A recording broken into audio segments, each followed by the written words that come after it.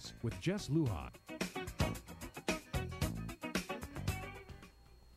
We're back with main studio guest Andre Baynum. I'm sorry, he's a teacher at the Simon Sanchez High School, a government teacher at that, and a part of an organization called Guamanians for Fair Government, right? That's correct. Fair Government. Okay, so when you guys got together, you guys have petitions going basically to again to make sure or ensure that this bill gets an honest chance, you know, and looked at.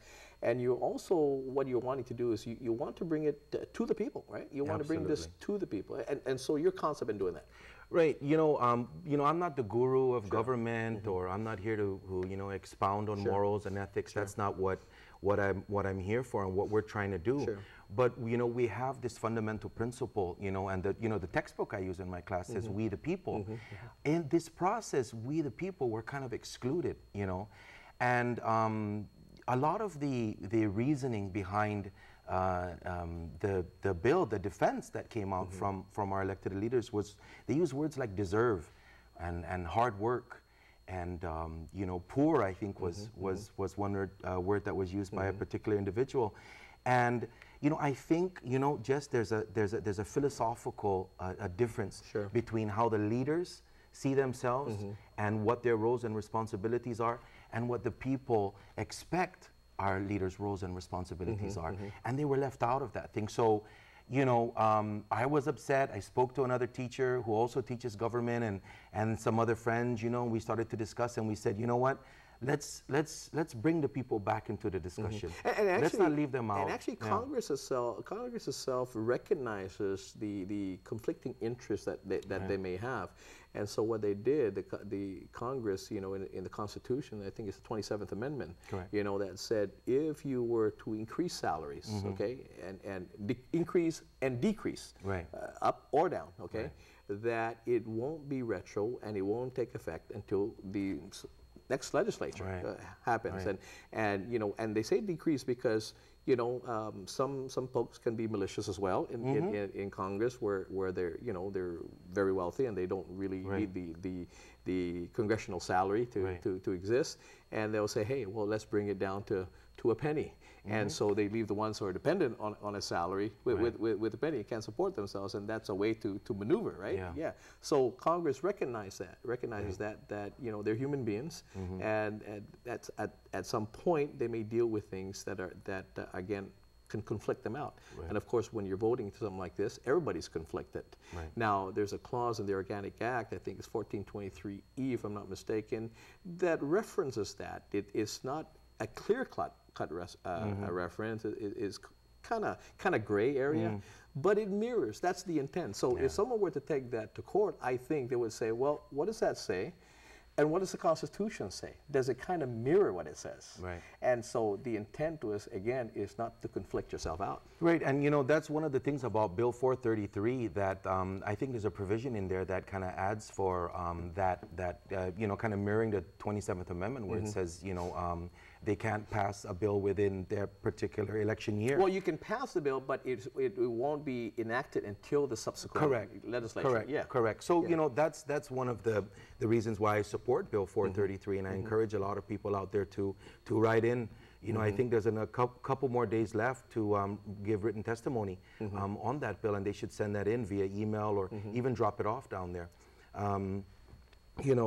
We as a group, we want to make sure that our elected officials, live by those principles. Principles should never be bent for any reason, and those principles are founded upon the people, and that's something that I teach my students every day, and something that I try and live by every day. That they come first, and every now and then, we lose our way. I mean, even I'm in a class. I've been doing it for 15 years, and sometimes I'm like, excuse me. Sometimes I'm like, what am I doing in a classroom full of teenagers and 30 people? But every now and then, there's a student that comes up, and I'm like, okay, this is why I'm doing it. And same thing with attorneys, every now and then a case comes up, and they're like, I'm going to take that. That's pro bono. Or a doctor says, I'm going to do that, and I'm not going to charge you. So our legislature and our governor and our elected leaders should look at this one situation, you know, and live by that principle. And one of the things, actually, it was a colleague of yours, I don't know the same school, but a female, I don't know if she was a teacher or counselor. She was an educator anyway, right? And she came out and she said, hey, you know, I'm not saying you guys don't deserve it. I'm not saying you deserve it or you don't deserve it. That's not what I'm saying. I'm here talking in principle as well. She said, you know, and I'm not here to as well to see whether you know, I deserve this or not. If you ask me if I deserve 85,000, I probably, you know, I probably do for the work that I do, right? But you know, the reality is, do we have that money? You know, is it feasible for me to get this and everybody else? And you know, we know the answer is, well, if you look around the schools, and if we're going to get this raise and bring it up to here, and we get this, and there's still no water fountains or whatever it may be. Maybe that takes precedence over our race at this point, right? Yeah, and that's what was missing from the what happened on November 21st, 2014, is that critical thinking, that due diligence to kind of really give it some thought. Didn't happen. Yeah. You know, because usually, like you said earlier, bills take weeks, if not months, to pass. Sure. You know, go from committee to committee, but. You know, the word deserve, you know, everybody deserves everything. Sure. But if we all deserve everything, no one gets anything, you know. Everybody works hard, you know, the cameraman over here, you know, he works hard. Sure. The people who come in and clean this studio work very hard. So everybody works hard. So that's not the issue that we want to discuss, whether you deserve it or not, you know. The issue is, you know, is this principle of the people first. Was that taken into account when you decided to pass this bill or even submit the bill? You know, because it came down from Adelup. So was this given thought? Well, I mean, and you know, you have branches of government, separate branches of government. I give it to you. They didn't have to listen. They didn't have to listen. True. They didn't have to listen. And you know, you could have, you know, and you know, we've seen other bills as well. You know, that come down, whether it's this administration or previous administration. We see legislatures either act on them or not, right? Or and not. that's where the you know, that's where the anger kind of came out first. You know, within me and a lot of other people that I was speaking to.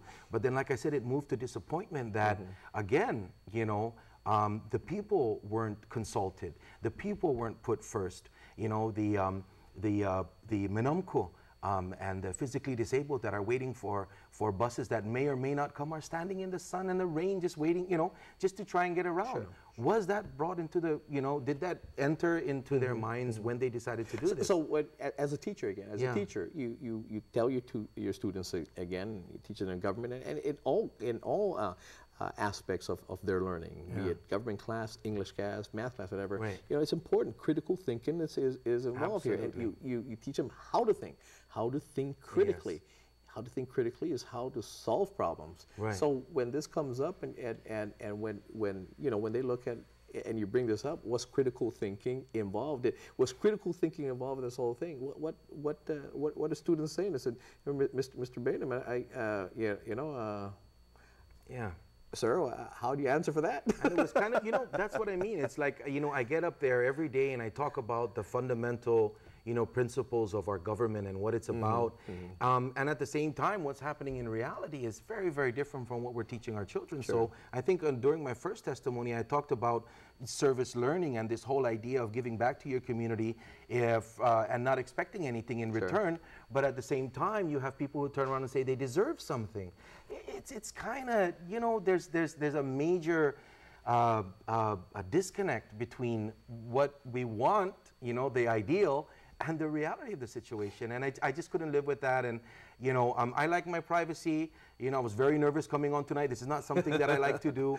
But, you know, this principle, you know, that I teach, I wanna at least, you know, once in a while live up to these principles. And you know, I opened up my morning show with John F. Kennedy. Although he's a Democrat, he's a great president. You know, John F. Kennedy says, "Ask not what your country can do for you, but what you can do for your country." At this point, I don't think they listen to that, right? I got to pay some bills, Andre.